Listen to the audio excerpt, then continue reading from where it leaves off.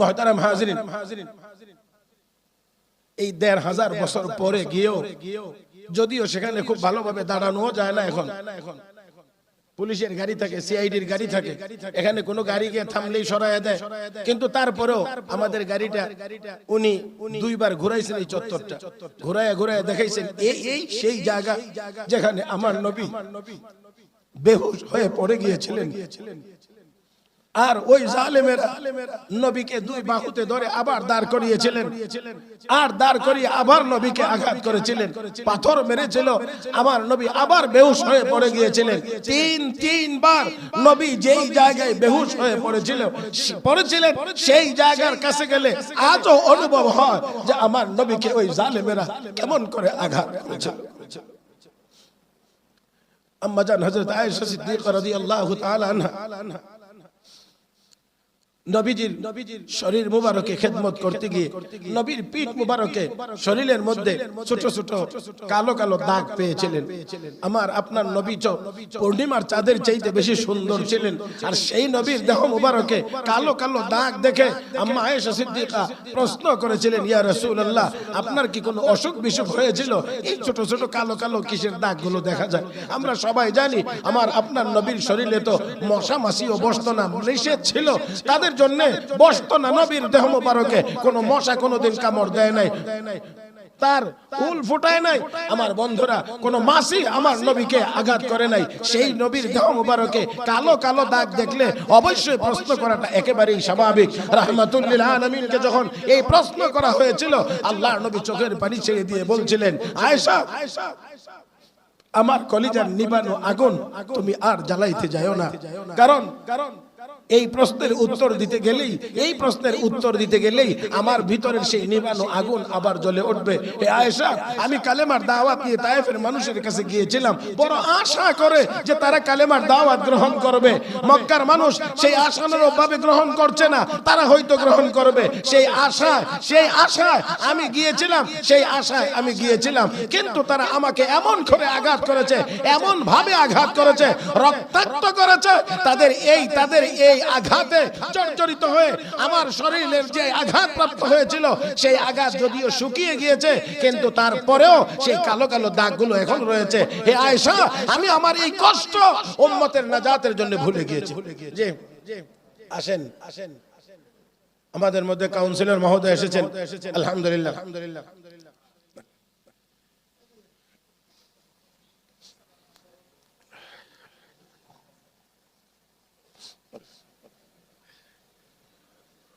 রাহমাতুল লিল আলামিন নবী মুহাম্মদুর রাসূলুল্লাহ সাল্লাল্লাহু আলাইহি ওয়াসাল্লাম,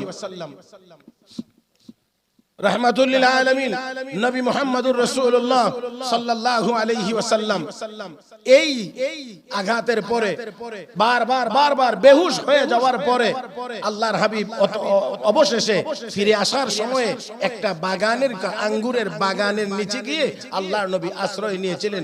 একটু যখন অবস্থা এখানে বসে আল্লাহর নবী ক্লান্ত, আঘাতপ্রাপ্ত, শরীরটা আঘাতে জর্জরিত, রক্তাক্ত, আল্লাহর নবী ওই বাগানের নিচে গিয়ে যখন একটু আশ্রয় নিয়েছিলেন, তখন ওই বাগানের মালিকের কর্মচারীর নাম ছিল আদ্দাস। এই আদ্দাস তার মালিকের পক্ষ থেকে একটু আঙ্গুরের শরবত বা আঙ্গুর নিয়ে নবীর কাছে গিয়েছিলেন, বলছিলেন, দেখো এই লোকটা আঘাতপ্রাপ্ত, তাকে একটু নিয়ে আঙ্গুরের শরবত দিয়ে আসো। হযরত আদ্দাস যখন আঙ্গুরের শরবত নিয়ে নবীর কাছে গিয়েছিলেন, তখন জিজ্ঞাসা করেছিলেন, নবী, তোমার কি নাম? আমার নাম আদ্দাস। তোমার বাড়ি কোথায়? আমার বাড়ি হলো মিশরের নিনোয়া। তুমি কি ওই নিনোয়ার বাসিন্দা যেই শহরে আমার ভাই ইউনুস নবী হিসেবে এসেছিলেন? আদ্দাস বলছিলেন, আপনি আমার নিনোয়া কিভাবে চিনেন?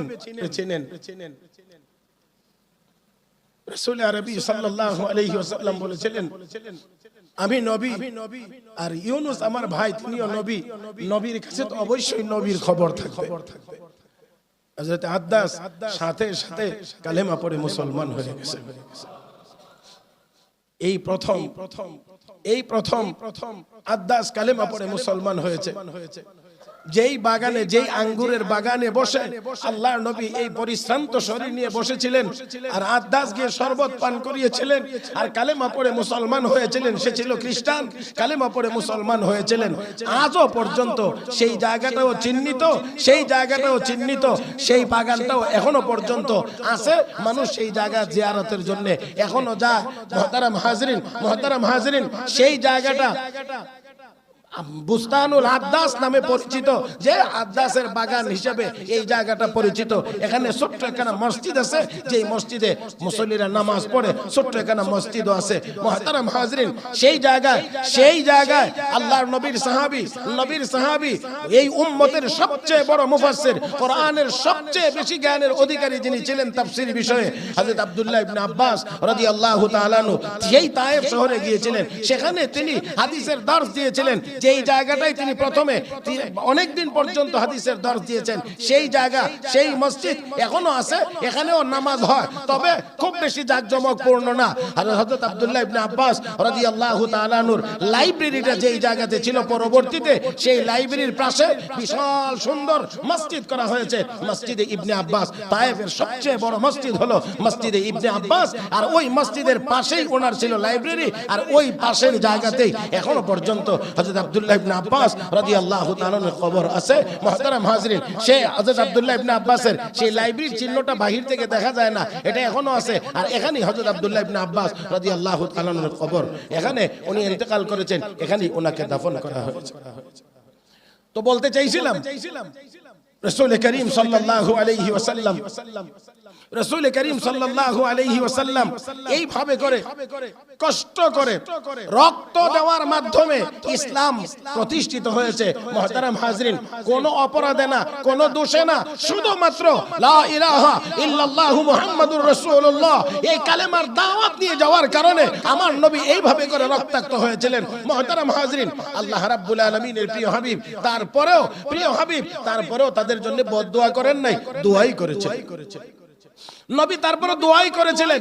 ফেরেশতারা এসেছিলেন, ফেরেশতারা আল্লাহর নবীকে এই কথা বলার জন্য, নবী গো আপনি যদি বলেন, আপনি যদি নির্দেশ দেন, তাহলে আমরা দুই পাহাড়কে আমরা একদিক দুই দিক থেকে চাপা দেব, যেই পাহাড়ের চাপায় পড়ে পুরা তায়েফের মানুষ নিষ্পেষিত হয়ে যাবে। জিজ্ঞাসা করেছিলাম ওই আলেমকে, ওই দুই পাহাড়ের কি নাম? তিনি তখন যা বলেছেন, যা জানাইছেন, সেটা হলো, একটার নাম হলো জাবালে আল কার, আর একটার নাম হলো জাবালে দাক্কা। এই দুই পাহাড়, দুই উঁচু পাহাড়, একটার মধ্যে আমাদের যাওয়ার সুযোগ হয়েছে, আর একটা দূরে, সেটাতে যাওয়ার সুযোগই হয় নাই। মুহতারাম হাজরিন, তো বলার কথা ছিল এই, জিজ্ঞাসা করলাম এই উঁচু পাহাড়, এই বিশাল, চিন্তা করা যায় কত উপরে, কত উঁচা। ওইখানে যাওয়ার পরে আর বুঝে আসবে না যে এটা আমরা এত উঁচা জায়গাতে আছি, এত উপরে আছি, এটা বোঝার কোনো ব্যবস্থা নাই। মুহতারাম হাজরিন, আর আলহামদুলিল্লাহ আমাদের বাংলাদেশের মানুষ সৌদি আরবে অলিতে গলিতে বলা যায়। এখন আর আপনার আরবি না জানলেও কোনো সমস্যা নেই। যে কোনো জায়গাতে, যে কোনো দোকানে, যে কোনো মার্কেটে আপনি কি আপনার বাংলা বললেই দেখবেন আপনার লোক আপনার সামনে হাজির, আপনার সামনে লোক হাজির হয়ে যায়। একটা ফার্মেসিতে যাবেন, এখানে গেলেও গিয়ে দেখবেন যে আপনি আপনার মতো বললেই দেখবেন আপনার লোকটা আপনার কাছে চলে আসছে, দেশি দেশি। বাস ওইখানে গেলে দেখবেন এই শব্দটা আবার একটু চলে। কেউ কাউকে দেখলে দেশি, দেশি বললে বুঝে যে এটা বাংলাদেশ থেকে আসছে। তো